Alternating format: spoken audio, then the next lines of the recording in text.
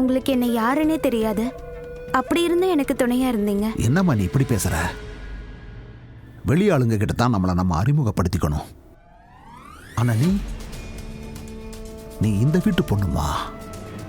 உனக்கு நான் சப்போர்ட் பண்ணாம வேற யாரு பண்ணுவா? எனக்கு தெரியும், நீ இந்த வீட்டில் தனியா இருக்க, யாருமே உனக்கு துணையா இல்லை. ஆனா ஒன்று ஞாபகம் வச்சுக்கோ, இப்ப நான் வந்துட்டல்ல, இனி எப்பவுமே உன்னை நான் தனியா விடவே மாட்டேன்.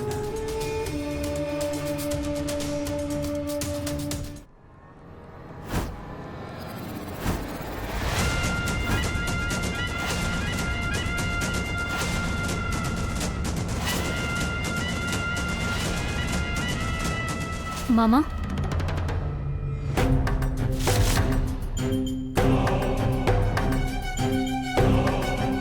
என்னாச்சுக்கா? நீங்க என்ன பண்ற? நீ உன்னோட ரூமுக்கு போ. இதோ இப்ப போயிடுவேன்க்கா. மாமா இங்க தங்கறதுக்கு ஒத்துக்கிட்டாரு. ராதா, அது ராத்திரியில நான் மருந்து சாப்பிடுவேன். ஒரு கிளாஸ் சூடான பால் கிடைக்குமா?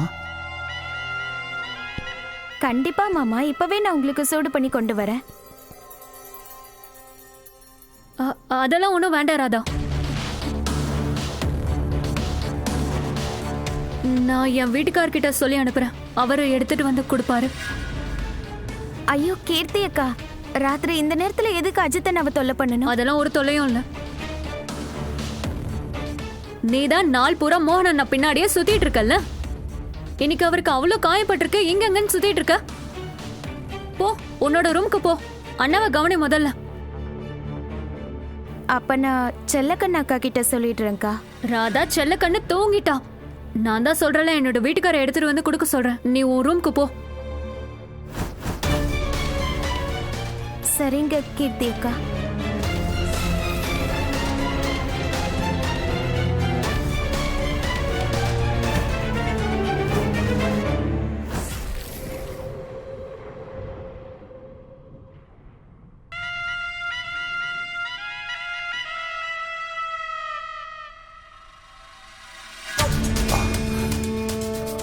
ராதா,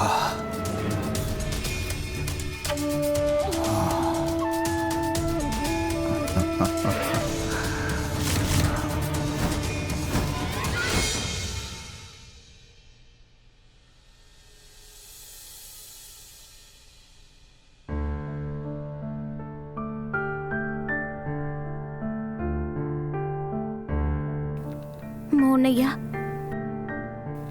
நீங்க என்ன எவ்வளவு வேணா வெறுத்துக்கோங்க, பரவாயில்ல. என் மேல எவ்வளவு வேணா கோவமா இருங்க. ஆனா நீங்க இப்படி கஷ்டப்படுறதை என்னால பார்க்க முடியாது.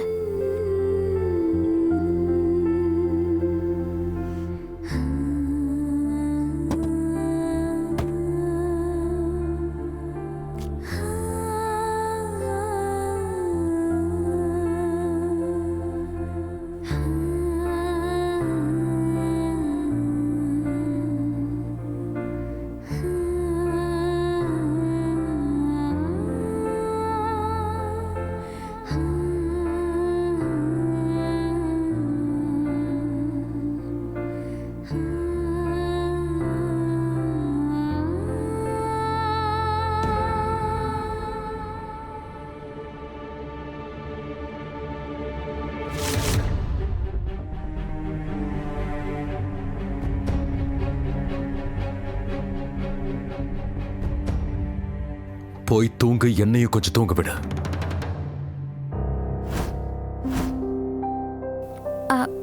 அது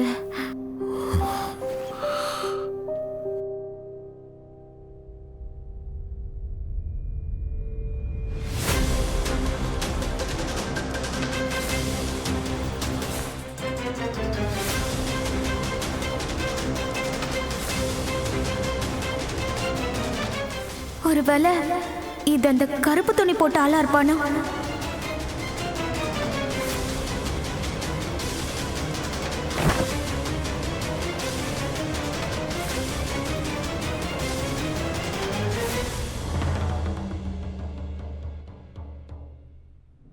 அங்கிருந்து பார்க்கும்போது இங்க யாரோ இருந்தாங்களே,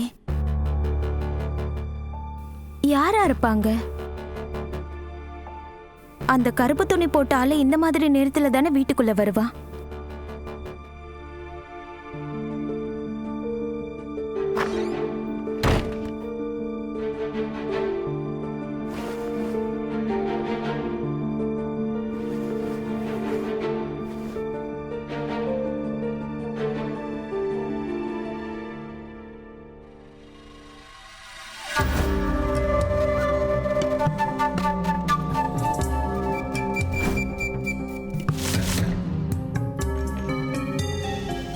இன்னைக்கு மாமா என்ன கட்டி பிடிச்சப்போ எனக்கே அது ஒரு மாதிரி விசித்திரமா இருந்துச்சு. ராதா, என்ன யோசிக்கிற நீ? தூங்கு.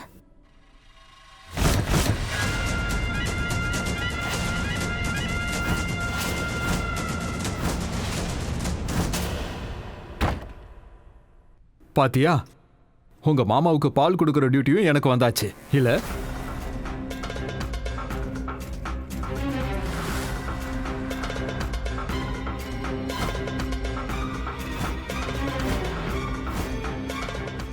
உனக்கு என்னாச்சு? உன் முகம் ஏன் ஒரு மாதிரி இருக்கு? எங்க அம்மா ஜெயிலுக்கு போயிட்டு வந்திருக்காங்க.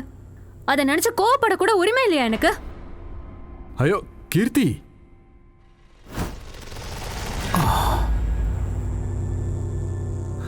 ராதா ராதா ராதா, ராதா, உன்னோட பேச்சில் எவ்வளோ அன்பு இருக்கு, உன் நடை எவ்வளோ அழகா இருக்கு, உன் முடி எவ்வளவு நீளமா இருக்கு, அந்த கூந்தலை கலைச்சா பகல் இரவா மாறிடும். ராதா, இப்ப நான் வந்துட்டேன். நான் உனக்கு எல்லா நல்லதையும் செய்ய போறேன்.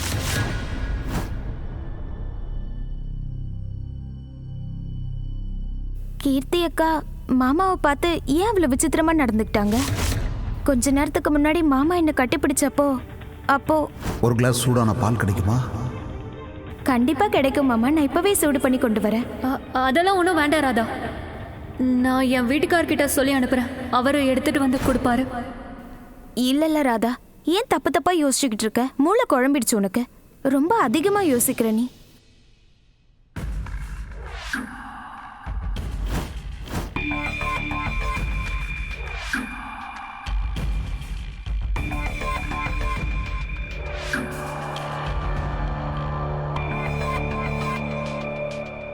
ஏமா எப்ப பார்த்தாலும் ஏதாவது சாப்பிட்டுக்கிட்டே இருக்கீங்க? உங்களால எப்படி முடியுது? அப்படியே எது கிடைச்சாலும் சாப்பிட்டுக்கிட்டே இருக்கிறது. அன்னைக்கு அந்த விகு முடிய சாப்பிட்டீங்க, இப்போ இன்னைக்கு அந்த பேப்பரை. எனக்கு என்ன பண்றதுன்னே தெரியல.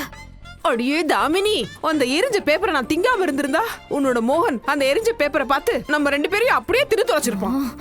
அந்த கருப்பு கோட்டுக்காரன் பத்தலன்னு இப்ப சித்தப்பாவும் வந்து இங்கேயே தங்கிட்டாரு. அம்மா, ஒருவேளை அந்த கருப்பு கோட்டு போட்ட ஆளு சித்தப்பாவா இருப்பாரோ? யோசிச்சு பாருங்கம்மா, அந்த ஆள் போனா உடனே சித்தப்பா வந்துட்டாரு.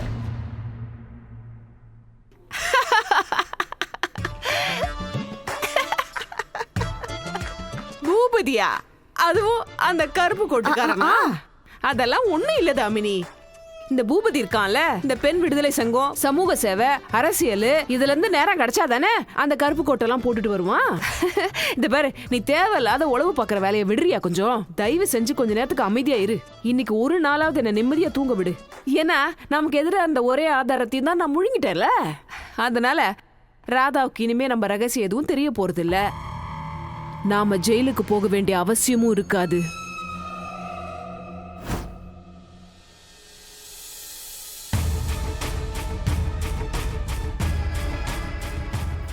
தாமினி அக்காக்கு துளசி அக்கா மரணத்தோட நிச்சயம் ஏதோ ஒரு சம்பந்தம் இருக்கு.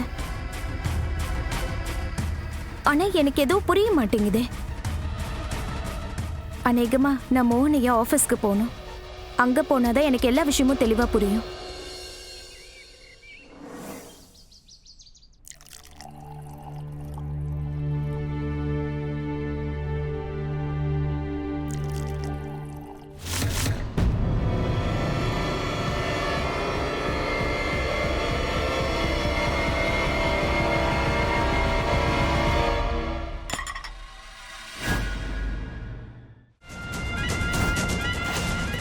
என்ன பயந்துட்டியா? நான் உன்னை பயமுறுத்த நினைக்கலாமா? கொடு. இல்ல இல்ல மாமா, ஏன் இப்படி பேசுறீங்க? நீங்க வெளியே உட்காருங்க, நான் உங்களுக்கு டீ டிஃபன் கொண்டு வரேன். நீங்க சக்கரை போட்டுப்பீங்கல்ல? அது வந்து உங்களுக்கு சக்கரை எவ்வளோ போடணுங்கிறத முன்னாடியே சொல்லிடுங்க. அப்புறம் எனக்கு சுகர் ப்ராப்ளம் எல்லாம் கிடையாது. ஆனால் இனிப்பு விஷயத்தில் கொஞ்சம் கவனம் செலுத்தணும். எனக்கு வாழ்க்கையில் அதிகமாக கிடைச்சிருச்சுல்ல.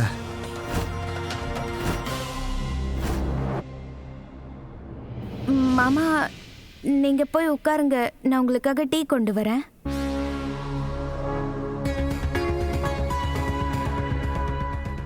நானே உனக்கு உதவி செய்கிறேன்.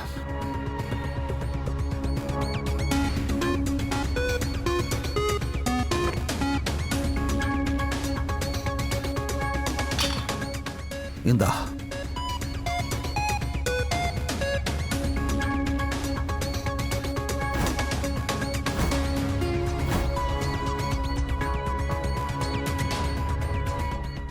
வா.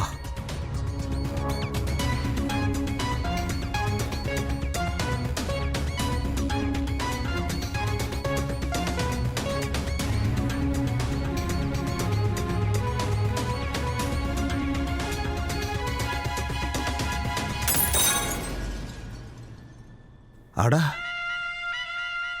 நான் சும்மா தான் சொன்னேன். நீ என்னடானா சக்கரை பாட்டிலே போட்டு உடைச்சிட்டியாமா? பரவாயில்ல, இதை நான் எடுத்துறேன். வேணாம் வேணாம் மாமா, நான் பார்த்துக்கிறேன். அட, ஏன் இப்படி பேசுற? பெண்களுக்கு சேவை செய்யறது பூஜை பண்றதுக்கு சமம் என்னை பொறுத்த வரைக்கும். நானே எடுத்துறேன்.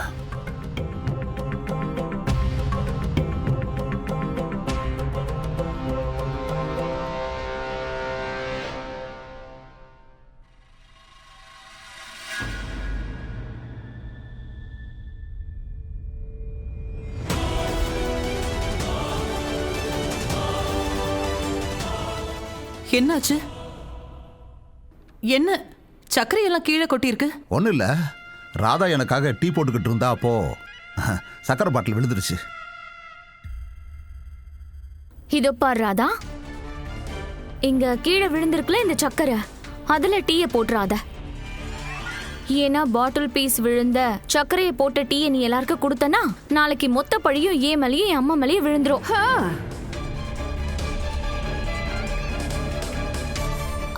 ஆக்சுவலி சித்தப்பா தான் வந்துட்டாரே, அவர் மேல கூட பழி விழலாம் இல்ல? தாமினி, நீ ஆள்தான் வளர்ந்துருக்கியே தவிர கொஞ்சம் கூட உனக்கு அறிவுங்கிறதே கிடையாது. அவ இந்த வீட்டோட மருமக, இப்படியா பேசுவாங்க?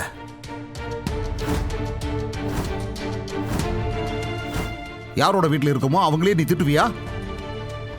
சரிங்கண்ணா, நீங்க நீங்க எதுக்கு நான் கிச்சனுக்கு வந்தீங்க?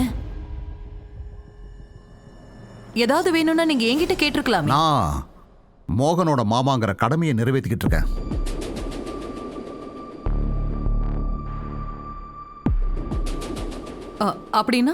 அப்படின்னா என்னால் மோகனோட கல்யாணத்துக்கு வர முடியலை.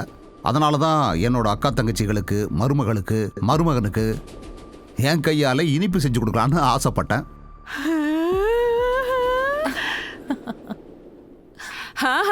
பூபதி, தயவு செஞ்சு ஸ்வீட்டு செஞ்சு கூட.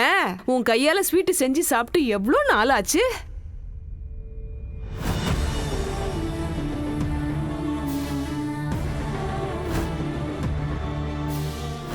மாமா என்ன கட்டி பிடிச்சப்போ எனக்கே அது ஒரு மாதிரி விசித்திரமா தோணுச்சு. இந்தா.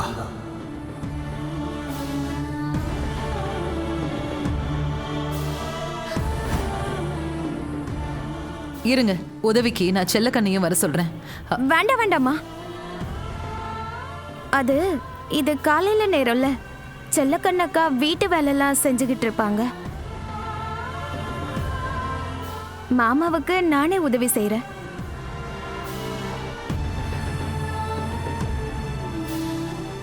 நான் நினைக்கிறது மட்டும் சரியா இருந்ததுன்னா என்னால செல்லக்கண்ணாக்காவை இவர் கூட தனியா விட முடியாது. அது மட்டும் இல்லாம இந்த மாமாவோட உண்மையான நோக்கம் என்னன்னு நான் கண்டுபிடிச்சாகணும். அதான் கரெக்டா இருக்கும். அதாவது அவ சொல்றது கரெக்டு தான் இல்ல? சரி வாங்க நீ வாங்க. நான் கிளம்புறேன்.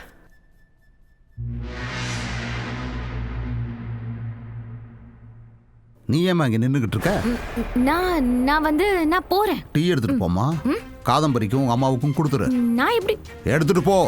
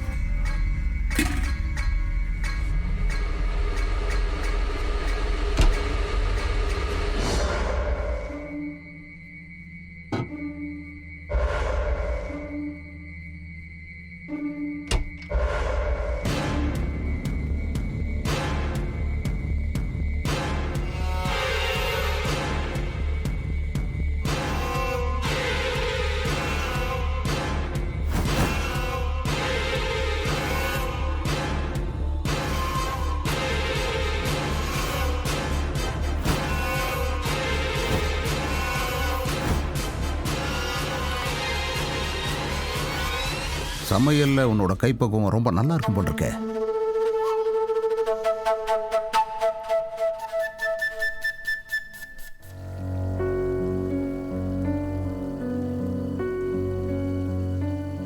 எவ்வளோ வேலை செய்கிற நீ. அதனால நான் ஒரு முடிவு பண்ணியிருக்கேன். இன்னையிலிருந்து தினமும் கிச்சனில் நான் உனக்கு உதவி செய்ய போகிறேன்.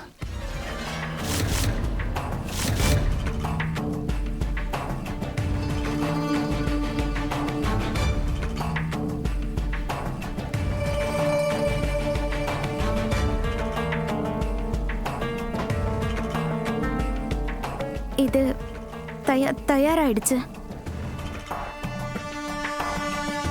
உனக்கு ஒன்று தெரியுமா? நம்ம வாழ்க்கையும் இந்த இனிப்பு மாதிரி தான். அதிகமாயிட்டா கஷ்டம்தான்.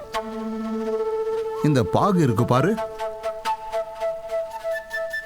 வாழ்க்கையோட ரசம், காதல் ரசம்.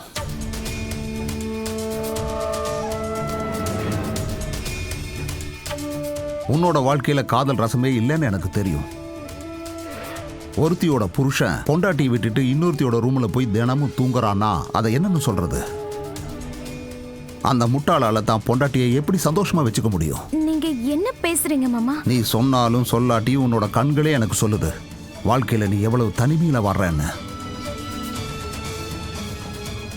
உனக்கு என்ன வேணுங்கிறது எனக்கு நல்லாவே தெரியும்.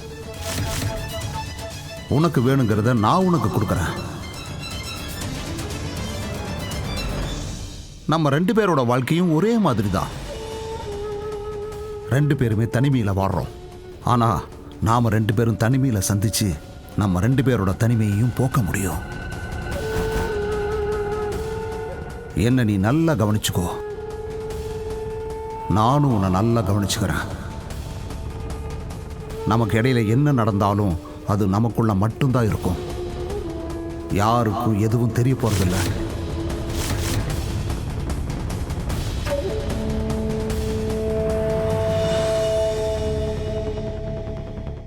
பிடிச்சிருக்குல்ல? நீ புத்திசாலி.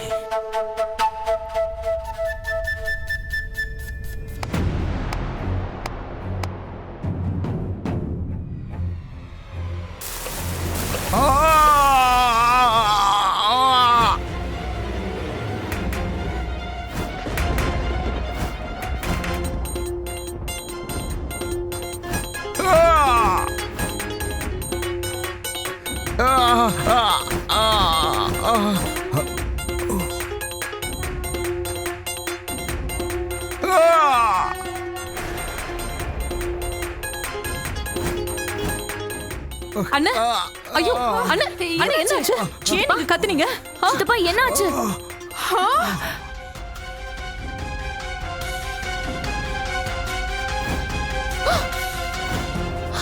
அண்ணா என்ன இது உங்க கை அண்ணா அண்ணி அண்ணனோட கை எப்படி காயமாயிருக்குன்னு பாருங்க எப்படி ஆச்சு அம்மா அதை நான் சொல்றேன்.